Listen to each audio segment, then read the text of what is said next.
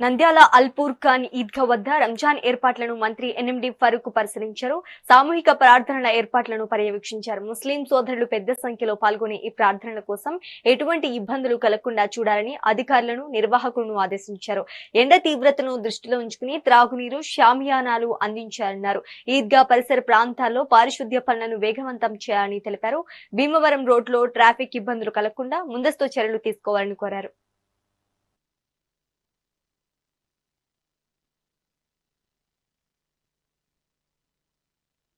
పండుగ రంజాన్ పండుగ రెండు ఒకటిసారి వచ్చినాయి.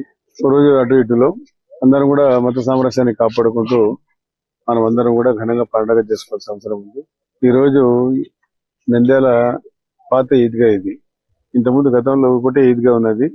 మిగతా ముసారం కానీ ఉన్నపల్లి కానీ ఈద్గా లేవు. బట్ ఇప్పుడు నంద్యాల ఈద్గా, అదేవిధంగా నందమూరి నగర్ పోయి ఈద్గా అది మేమే ఇచ్చాం. మనం మా ఫ్యామిలీలో ఇచ్చారు. అది ఆ ఈద్గా ఎందుకంటే జనాభా పెరిగిపోయింది కాబట్టి అక్కడ ఈద్గా కావాలని మళ్ళీ మన 35 సంవత్సరాల కిందట ఆ ముద్దే హుసేని అక్కడ మున్సాగరం సపరేట్ ఈద్గా కావాలని దాన్ని డెవలప్ చేసి దానికంతా సిమెంట్ అయిపోయి అంతా ఆడ మసీదు ఏర్పాటు చేసి ఆడంతా ఈద్గా కూడా ఆయన డెవలప్ చేశాడు. నూనెపల్లిలో కూడా మరి పెద్దలు ఆయన అమ్జద్ బాషా గారు ఆయన ఈద్గా ప్రత్యేకంగా నూనెపల్లి కూడా ఉండే ఈద్గాను కూడా ప్రతి సంవత్సరం అక్కడ జరిగే ప్రార్థనలు కూడా కావాల్సిన అవసరాలు కూడా మనం ఇవ్వడం ప్రభుత్వం తరఫున ఇవ్వడం జరుగుతుంది. ఈ సంవత్సరం కూడా కమిషనర్ గారితో మాట్లాడి ఇక్కడ ఈ 4 ఈద్గాలు అయితే ఉన్నాయో నంద్యాల చుట్టుపక్కల ఉండే గ్రామాలు ఉండే వాళ్ళు కూడా చాలా మంది వస్తారు. దాని ఈద్గా కూడా పాపం మన ఇలియాస్ గారు కూడా చాలా సార్లు ఆర్థిక సాయం కూడా చేయడం జరిగింది. నూనెపల్లి ఈద్గా ప్రత్యేకంగా మూలసాగర్ మీద చెప్పారు. అప్పుడు హుసేని ఉన్నప్పుడు బాగా డెవలప్ చేసిండు. చాలా మంచి ఇంత సిమెంట్ ప్లాట్ఫామ్ వేసినాడు.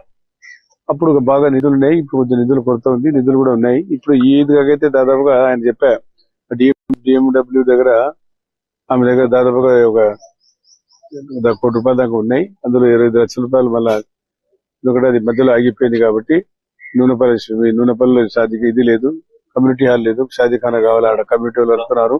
ఏ కమ్యూనిటీ కూడా లేదు. తక్కువ రేటుకు వస్తుంది కాబట్టి వస్తే బాగుంటుందని చెప్తే మళ్ళీ దాన్ని రెనోవేట్ చేయడానికి మళ్ళీ గతంలో 42 లక్షలు ఇచ్చాము. మళ్ళీ ఇప్పుడు కూడా మళ్ళీ 25 లక్షలు ఇచ్చా. అది కింద ప్లాట్ఫామ్ అంతా చేస్తున్నాడు. మళ్ళీ అది కూడా అయిపోతుంది. ఇంకా తక్కువ పడితే దానికి మళ్ళీ డబ్బులు ఇచ్చి దానికి కానీ కంప్లీట్ చేస్తాం. పవిత్ర రంజాన్ ఈద్ ఉల్ ఫితర్ నమాజ్ సందర్భంగా ఈరోజు భీమవరం రోడ్డు అల్పూర్ ఖాన్ మసీద్ కు ఈరోజు గౌరవనీయులు పెద్దలు మన మంత్రివర్యులు ఫరూక్ గారు వచ్చి ఏర్పాట్లను చూస్తున్నారు. ఈ ఏర్పాట్లు కూడా మన మంత్రి గారి ఆధ్వర్యంలోనే జరుగుతున్నాయి. వారి సూచనలు సలహాల మేరకే పండగకు వేలాది మంది ప్రజలు ఇక్కడ నమాజ్ చేయడానికి వస్తారు కాబట్టి వాళ్ళకి ఎటువంటి అసౌకర్యం కలగకుండా సీలింగ్ షామియానాలు అయితేనేమి, కాంపౌండ్ వాళ్లకు రంగులు వేయడం కానీ, గేట్లకు రంగులు వేయడం కానీ, క్లీనింగ్ శానిటేషన్ కూడా దాదాపు 15 రోజుల నుంచి ఇక్కడ జరుగుతుంది. అలాగే మసీదులో కూడా అన్ని ఏర్పాట్లు చేస్తున్నారు. చాలా మంది వేలాది మంది ఈ రోజు పండగ రోజు వస్తారు కాబట్టి వాళ్ళకి తాగునీటి సౌకర్యం కూడా కల్పించాలని మనం పెద్దలు గౌరవనీయులు మంత్రి గారు చెప్తున్నారు. కాబట్టి ఏర్పాట్లన్నీ దాదాపు అయిపోతున్నాయి. ఎవరికి ఎటువంటి అసౌకర్యం కలగకుండా అన్ని ఏర్పాట్లు చేస్తున్నారు. మన కమిటీ తరఫున కూడా చాలా మంది కష్టపడుతున్నారు ఇక్కడ ఒక నెల నుంచి. వారికి కూడా ధన్యవాదాలు.